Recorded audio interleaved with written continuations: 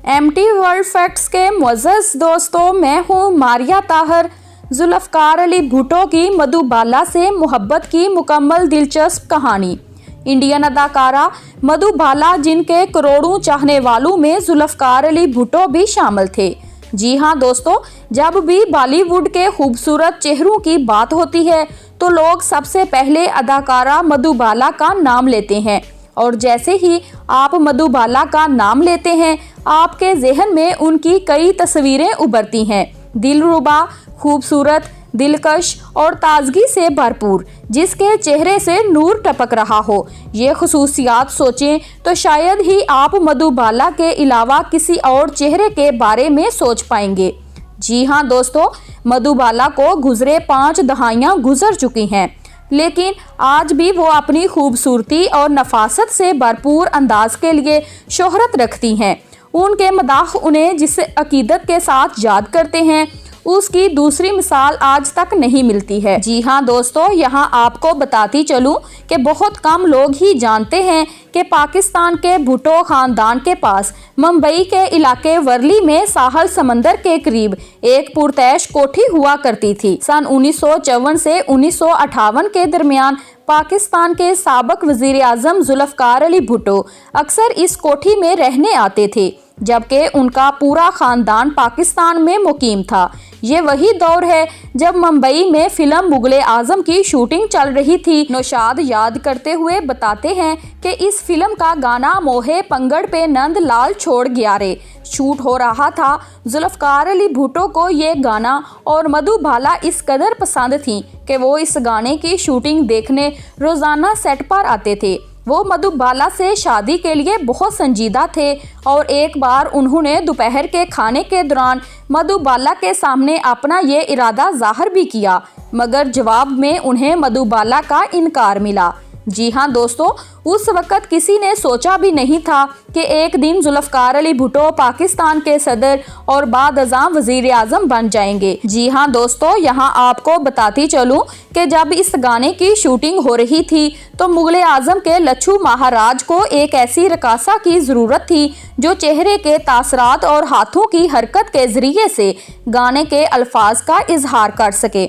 Madhubala classical dancer नहीं थी, लेकिन उन्होंने इस गाने के लिए बहुत मेहनत की। लच्छू महाराज ने उन्हें महीनों तक कथक रक्स सिखाया।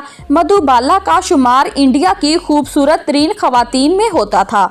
मधुबाला एक खूबसूरत अदाकारा थी। खूबसूरत लोगों की दुनिया में भी वो मुख्तलिफ नजर आती थी। जी हाँ दोस्तों, यहाँ आपको बताती चलूँ कि कहा जाता है कि उनकी शायशुदा किसी भी तस्वीर ने उनकी हकीकी और असल खूबसूरती के साथ इंसाफ नहीं किया। यानी वो हकीकत में जितनी खूबसूरत थी तस्वीर में शायद इतनी खूबसूरत नहीं नजर आती थी। उनका मुवाजना अक्सर हॉलीवुड की खूबसूरत तरीन अदाकारा मार्लन मिनरो से किया जाता था। दोनों की खूबसूरती का हर तरफ चर्चा था और इन दोनों में ये कदर भी मुश्तरक रही कि वो सिर्फ जिंदगी की 36 बहारें देख सकीं। यानी दोनों की वफात सिर्फ 36 साल की उम्र में हुई।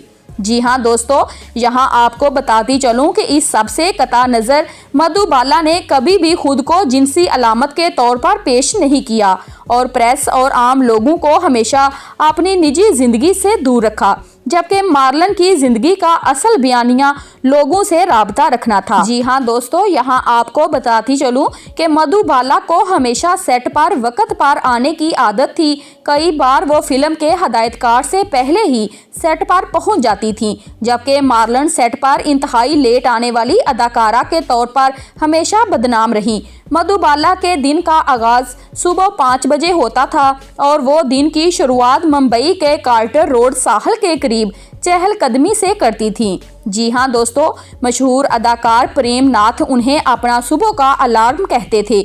मधुबाला उन्हें रोजाना सुबह 6 बजे फ़ोन करती थी ताकि वो टेनिस खेलने के लिए जाग जाएं। सन 1952 में फिल्म फेयर मैगजीन ने ये जानने के लिए एक सर्वे किया कि इंडिया की सबसे खूबसूरत अदाकारा कौन है। जी हाँ दोस्तों, नलिनी ज्यूनत इस सर्वे में पहले नंबर पर आई, जबकि नरगस और बीना राय ने दूसरा और तीसरा मुकाम हासिल किया। हैरत अंगेज तौर पर मधुबाला इस मुकाबले में चौथी पोजीशन हासिल कर सकी, जी हाँ दोस्तों, लेकिन जब 1993 में एक और सर्वे किया गया तो इसमें मधुबाला को पहला मुकाम मिला, जबकि नरगिस और मीना कुमारी दूसरे और तीसरे नंबर पर रहीं। मधुबाला की शोहरत आहिस्ता आहिस्ता मगरबी दुनिया में भी फैलने लगी थी। उनकी कई तस्वीर गैर मुल्की मैगजीन के सरवर्क पर शाये हुई। मशहूर फिल्म डायरेक्टर फ्रैंक कैपरा जब हिंदुस्तान आए तो उन्होंने कहा कि वो मधुबाला के लिए बॉलीवुड में काम करने का रास्ता खोल सकते हैं।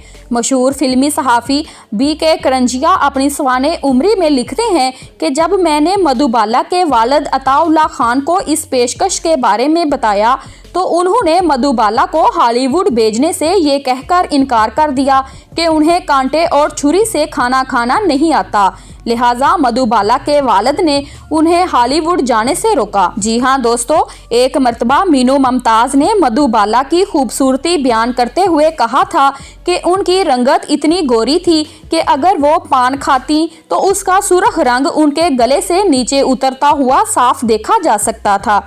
इसी तरह शम्मी कपूर ने भी ये कहा था कि अगर वो पानी भी पीती हैं तो हम उसे उनके गले से नीचे जाते हुए साफ देख सकते हैं। जी हाँ दोस्तों, वीडियो पसंद आई है तो लाइक कर दें और अगर चैनल पर पहली बार आए हैं तो जल्दी से सब्सक्राइब करें। Thanks for watching my video.